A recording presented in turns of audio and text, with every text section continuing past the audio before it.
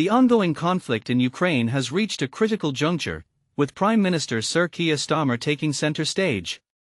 In a bold move, Starmer is set to rally international support for Ukraine's cause, pushing for a crucial weapon supply that could shift the tide of war. Starmer will host a summit in London, bringing together a coalition of over 20 nations committed to Ukraine's security.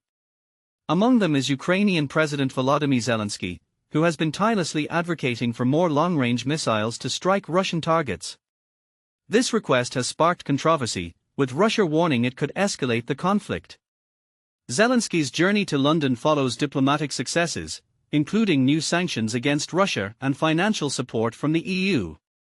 Starmer aims to capitalize on this momentum, increasing pressure on Moscow to negotiate an end to the war.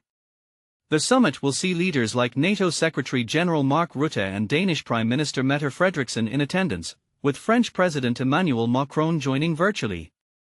But here's where it gets controversial. Starmer will urge allies to accelerate the supply of long-range weapons, citing a successful attack on a Russian chemical plant using British-supplied missiles. He argues that Putin's refusal to end the invasion and his recent attacks on civilians, including children, leave no choice but to provide Ukraine with the means to defend itself. Sir Keir's message is clear: Putin is the only one who doesn't want peace. His attacks on innocent children make that painfully obvious.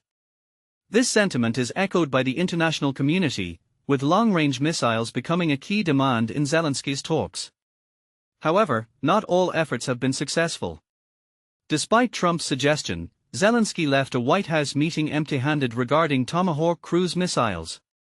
Nonetheless, Starmer will consult allies on strategies to remove Russian oil and gas from global markets and discuss using frozen Russian assets to provide Ukraine with financial support, a plan that faces legal and political challenges.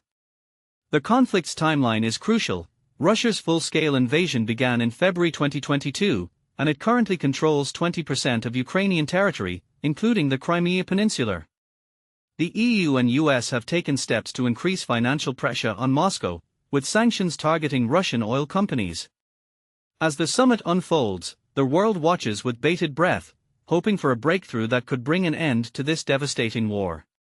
The question remains: will Starmer's efforts bear fruit, or will the complexities of international politics and the war's escalation stand in the way?